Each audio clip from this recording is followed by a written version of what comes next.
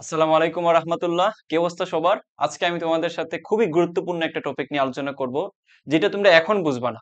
পরীক্ষার ঠিক ২০ দিন কিংবা ২৫ দিন তখন যেয়ে তোমরা এটার প্রয়োজনীয়তা বুঝবা।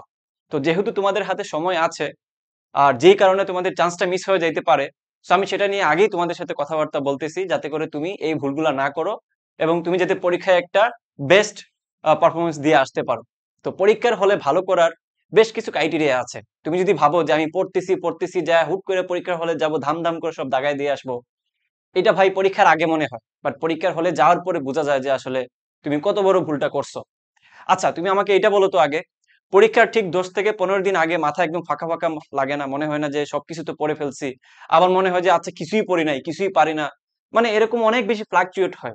মানে মুড সুইং হয়, যেটাকে বলে মেয়েদের মতো। একই মনে হয় সবকিছু পারি, আবার মনে হয় যে কিছুই পারি না।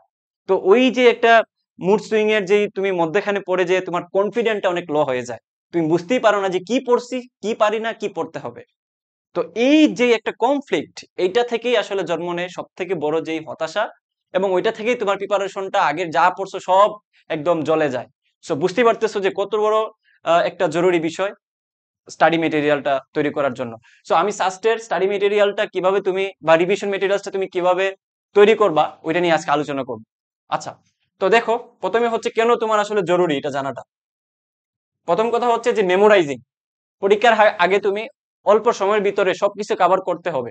তুমি যদি সব সাইড কভার করে না যাও, তাহলে পরীক্ষা হলে বসার পরে তুমি বুঝবা যে আচ্ছা একটা এমসিকিউ তুমি আগে দেখছো দেখছো মনে হচ্ছে, কিন্তু পরীক্ষা হলে পারতেছো না। এটা মনে হওয়ার কারণ তুমি আগে প্রপার রিভিশন দাওনি।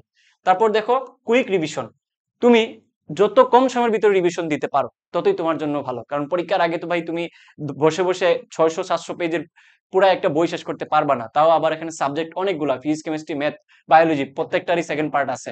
তো প্রত্যেকটাতেই তোমার 500 থেকে 600 পেজ আছে। তুমি কয়টা আসলে তুমি পৃষ্ঠার পর পৃষ্ঠা তুমি পড়ে যাবা? সো ভালো হয় তুমি কুইক রিভিশন দিতে পারো এমন কিছু মেটেরিয়াল তৈরি করতে পারলে। তো আমি তোমাদের সাথে এটা আলোচনা করব একটু পরে, যে কিভাবে তুমি মেটেরিয়ালসটা তৈরি করতে পারো। কিছু ক্রাইটেরিয়া আছে, কিছু পদ্ধতি আছে মেটেরিয়ালস তৈরি করার। তো দেখো, প্রথমে যেটা সেটা হলো সকল ফর্মুলা। এখন অনেকে আছে যে ভাই বসে বসে কি তুমি এখন সবগুলা তুমি জিনিস বসে বসে নোট করবা ইন্টারমিডিয়েটের মতো? না, তোমার হাতে এত সময় নাই। তুমি জাস্ট ফর্মুলা গুলা মনে করো যে চ্যাপ্টার ওয়াইজ তুমি যাবা, ভেক্টর, গতি, তারপর হচ্ছে পর্যাবৃত্ত গতি, এগুলাতে তোমার কোন কোন ফর্মুলা গুলা সাস্টের জন্য ইম্পর্টেন্ট, ওগুলা তুমি আলাদা করে রাখবা। তো সবগুলা চিন্তা করলে ফার্স্ট পেপার সেকেন্ড পেপার মিলায় কিন্তু অনেক ফর্মুলা চলে আসে, কমপক্ষে 1000 খানেক। সো এখন সবগুলো তো তুমি ভাই মাথায় রাখতে পারবা না। তো তুমি কোনগুলা পড়বা, পড়বা সেগুলোই যেগুলো পরীক্ষার জন্য ইম্পর্টেন্ট। কোন পরীক্ষা? সাস্টের জন্য। তো ভাই সাস্টে কোনটা ইম্পর্টেন্ট আমি বুঝবো কিভাবে? এটা বুঝার উপায় হচ্ছে বিগত 10 বছরের কোয়েশ্চেন তুমি অবশ্যই অ্যানালাইসিস করতে হবে অথবা সলভ করে যেতে হবে। এটা মাস্ট বি করতে হবে। তুমি যে বিশ্ববিদ্যালয়ে পরীক্ষা দিবা, ওই বিশ্ববিদ্যালয়ের বিগত বছরের কোয়েশ্চেন গুলো যদি আইডিয়া না রাখো, তাহলে তুমি কখনোই ওইখানে ভালো করার কোনো সম্ভাবনা থাকে না। একটা পার্সেন্টেজ ভালো করে কারা? যারা বুয়েটে টপ 100 এর ভিতরে থাকে। কারণ তুমি তো নিশ্চয়ই ভাই বুয়েটের টপ 100 এর মানুষজন না, তাহলে তো অবশ্যই ভিডিও দেখতে আসতা না। সোজা বাংলা কথা। সো অবশ্যই তোমাকে বিগত 10 বছরের কোয়েশ্চেন সলভ করে যাওয়াই লাগবে। এখন তুমি বসে বসে এখন কিভাবে 10 বছরের কোয়েশ্চেন সলভ করবা, ওইটার সলিউশন আমি পরে দিচ্ছি। মেইন টপিকটা আগে শেষ করি। তারপর দেখো, সকল রিয়েকশন। এখন কেমিস্ট্রিতে ভাই অনেক রিয়েকশন আছে, হাজার হাজার রিয়েকশন। এখন তোমার পরীক্ষার জন্য সবগুলো রিয়েকশন কিন্তু ইম্পর্টেন্ট না। তোমার সেই এমসিকিউ বা এমসিকিউর জন্য তুমি রিয়েকশন গুলো পড়ে যাবা, যেগুলো তোমার বিগত বছরগুলোতে আসছে, এবং ওই রিলেটেড এমসিকিউ পড়ে যাবা। মনে করো যে সাস্টে আসে হচ্ছে নামকরণ থেকে, আসে হচ্ছে তোমার বিজ্ঞানীর নামে যেই বিক্রিয়াগুলো আছে, এলডল, গণিভবন, কেনিজারো। তো এই জিনিসগুলো তোমাকে একটু দেখে যেতে হবে। এখন পরীক্ষার আগে যদি তুমি একবার রিভাইজ না করো, তুমি যত বড়ই ব্রেইনের মানুষ হও, যত বড়ই তুমি মামুর বেটা হও, তোমার মনে থাকবে না। পরীক্ষার আগে একবার হলেও তোমাকে চোখ বলে যাইতে হবে, যেটাকে বলে এট এ গ্ল্যান্স। এবং তুমি যদি প্রপার ওয়েতে মেটেরিয়ালস তৈরি না করো, তাহলে তুমি নিশ্চয়ই এটা দেখে যেতে পারবা না। পরীক্ষার হলে যা তুমি পাইলা যে কেনিজারো বিক্রিয়া নিচের কোনটি, এবং তুমি সারা বছর কেনিজারো পড়ে গেছো, কিন্তু পরীক্ষা হলে যা কনফিউশন তৈরি হয়েছে, কারণ ওই যে তুমি আগে একবার দেখে যাও নাই।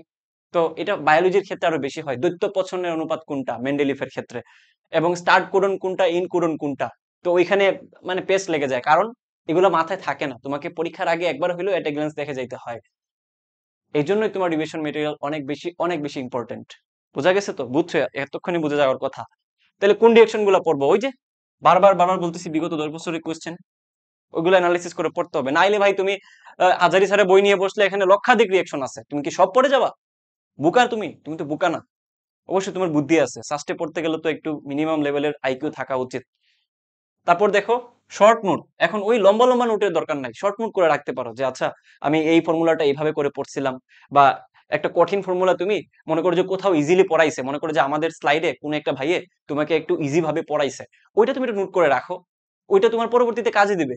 বসে বসে তো তুমি সবগুলা নোট করতে পারবা না। আর তুমি যদি ওইটা নোট না করে মনে করো যে আমার মনে থাকবে তুমি ঈশ্বরচন্দ্র বিদ্যাসাগর, না তুমি ঈশ্বরচন্দ্র বিদ্যাসাগর না, তুমি পরীক্ষার আগে একবার হইলেও দেখতে হবে, নাহলে ভুলে যাবা। তাহলে ওই শর্ট নোট গুলো একটু তোমাকে বেশি বেশি করে কাজে দেবে, স্টিকি নোটের মতো, বুঝছো? দরকার হয় প্রত্যেকটা পেজের ভিতরে স্টিকি নোট আছে না, বাজার থেকে পাওয়া যায়, লাল নীল হলুদ রঙের, ওগুলাতে লিখে লিখে রাখে তুমি এখানে ছাপ দিয়ে রাখতে পারো, ওইটা কিন্তু ভালো মেমোরাইজিং এর ক্ষেত্রে কাজে দেয়। তারপর দেখো সাস্টের টপিক গুলা, হট টপিক যেগুলো আছে, অর্থাৎ তুমি পরীক্ষার আগে সব কিছু একদম পড়ে যাবা না, তুমি সাস্টে পরীক্ষা দিবা, সাস্টের জিনিসই পড়ে যাবে, তাইলেই তোমার 100% এখানে পারফরমেন্স আসবে। তুমি সাস্টের জন্য পড়ছো, তুমি এখন সাস্টের কোনো টপিক দেখে গেলা না, তুমি দেখে গেলা হচ্ছে মনে করো যে একদম লাটোরে যা আছে সব, তাহলে তুমি কিভাবে চিন্তা করো যে তুমি ভালো একটা পারফরমেন্স দিয়ে আসতে পারবে পরীক্ষায়? এটা অসম্ভব। তুমি ওই বিশ্ববিদ্যালয়ের জিনিসগুলোই পড়ে যাবা, তাইলেই তোমার সর্বোচ্চ পরিমাণ আউটকাম আসবে। আচ্ছা, এবার হচ্ছে লাস্টের যে কোয়েশ্চেনটা, যে ভাই বিগত 10 বছরের কোয়েশ্চেন এখন কিভাবে অ্যানালাইসিস করব, কিভাবে সলভ করব। সো এটা একটু কঠিন ব্যাপার আমি জানি তোমাদের, সেজন্যই আমরা হচ্ছে 30 দিনের একটা তোমার কোর্সের প্ল্যান করছি, যেটা অলরেডি রানিং আছে। এটা অনেক আগে শুরু হয়েছে, মোটামুটি 15 থেকে 20টা ক্লাস হয়ে গেছে, এবং আমরা সামনে কিন্তু জৈব যৌগ থেকে শুরু করে ইন্টিগ্রেশন সবগুলো ক্লাস লাইভ নিব, আমরা রুটিন আজকে আপডেট করব। সো এখানে মোটামুটি আমাদের ফার্স্ট সেকেন্ড টাইমার এবং ফার্স্ট টাইমার মিলে প্রায় 900 স্টুডেন্ট ভর্তি আছে। সো আশা করি এতজন মানুষ যেহেতু এখানে ভর্তি আছে এবং আমাদেরকে বিশ্বাস করছে, বিগত বছরগুলোতেও ভালো রেজাল্ট করছে, তোমরা জানো 161+ মানুষজন চান্স পাইছে, টপ করছে বিভিন্ন জায়গায়, সাস্টে অনেক ভালো রেজাল্ট করছে। সো তোমরাও আসলে এই জায়গাটাতে হোয়াট এভার, আমি বলতেছি না এখানে ভর্তি হয়ে যাও, তোমার দরকার কিনা আগে দেখো, তুমি আগে মিলায় নাও। আমরা কিভাবে পড়াচ্ছি, আমরা বিগত 10 বছরের কোয়েশ্চেন সলভ করে দিচ্ছি ধরে ধরে, 10 বছরের কোয়েশ্চেন ধরে ধরে চ্যাপ্টার ওয়াইজ সলভ করে দিচ্ছি। তো এটা তুমি আগে মেক শিওর করো এটা কোথাও করাচ্ছে কিনা। যদি কোথাও করায় থাকে আর তুমি যদি এখানে ভর্তি থাকো, ফাইন, তুমি আমাদের এখানে আসার দরকার নাই। বাট তোমার যদি বিগত 10 বছরের কোয়েশ্চেন কেউ সলভ করে না দেয়, তোমাকে সিকে রুয়েট বুয়েট সলভ করে বলে তোমার সাস্টে হয়ে যাবে, তাইলে তোমার সাথে সে ধোঁকাবাজি করতেছে, ফাঁকিবাজি করতেছে, আমি বলছি আমানতের খেয়ানত করতেছে। তুমি সাস্টের জন্য সাস্টের কোর্সে ভর্তি হবা, তুমি যেখানেই হোক। বাট আমার জানা মতে আর কোথাও সাস্টের এরকম বিগত 10 বছরের কোয়েশ্চেন সলভ করে দিচ্ছে আমার জানা নাই। থাকতে পারে, থাকলে হয়তো একটা সাবজেক্টের থাকতে পারে, ফিজিক্স অথবা ম্যাথ, কিন্তু আমরা এখানে ফিজিক্স কেমিস্ট্রি ম্যাথ বায়োলজি সবগুলাই কিন্তু তোমাদেরকে দিয়ে দিচ্ছি, বুঝছো? মাত্র 750 টাকা দিয়ে। ওকে, তো যারা ভর্তি হইতে চাও আমাদের ডেসক্রিপশন এবং কমেন্ট বক্সে সিস্টেম দেওয়া আছে, দেখে ভর্তি হয়ে যেতে পারো। ডেমো ক্লাস দেওয়া আছে, এগুলো দেখে ভর্তি হয়ে যেতে পারো। তুমি আমাকে যদি 1 টাকাও দেওয়ার চেষ্টা করো, আমি বলবো যে বুঝে শুনে দিবা, বুঝছো? বুঝে শুনে দিবা, কিভাবে বুঝে শুনে দিবা, তুমি ক্লাসগুলো একটু দেখো যে ভাই যেভাবে বলতেছে ক্লাসগুলোতে আসলে এই জিনিসগুলো দিচ্ছে কিনা। তুমি ওই ডেমো ক্লাসগুলো দেখো, দেখে যদি মনে হয় যে ইয়েস এটা আমার জন্য অনেক বেশি ভালো, আমি 2 টাকা দিয়ে এখানে ভর্তি হইলে আমার জন্য লাভ আছে, তখনই যাই তুমি ভর্তি হবা। তোমাকে আমি আমার মুখের কথায় বলতেছি না ভর্তি হয়ে যাও, তোমাকে বলার জন্য অবশ্যই আমাকে কিছু জিনিস বলতে হবে এই জায়গাটাতে, নাহলে তো তুমি জানবা না আমরা কি পড়াচ্ছি। তো যেহেতু বিগত 10 বছরের কোয়েশ্চেন আমরা অ্যানালাইসিস করে দিচ্ছি, ওটা তুমি প্রমাণ পেয়ে যাবে আমাদের ভিডিওগুলো দেখলেই। ওকে, ভর্তি হবা কিভাবে, এই যে দেখো বিকাশ অথবা নগদ আছে এখানে, বিকাশ এবং নগদ যে নাম্বারটা আছে এই নাম্বারে তুমি বিকাশ অথবা নগদ থেকে সেন্ড মানি করবা 750 টাকা করে, সেম নাম্বারে হোয়াটসঅ্যাপ করে দিবা, তাইলে আমার টিম তোমাকে ভর্তি নিয়ে নেবে। দেখা হচ্ছে অন্য কোনো ভিডিওতে। আল্লাহ হাফেজ।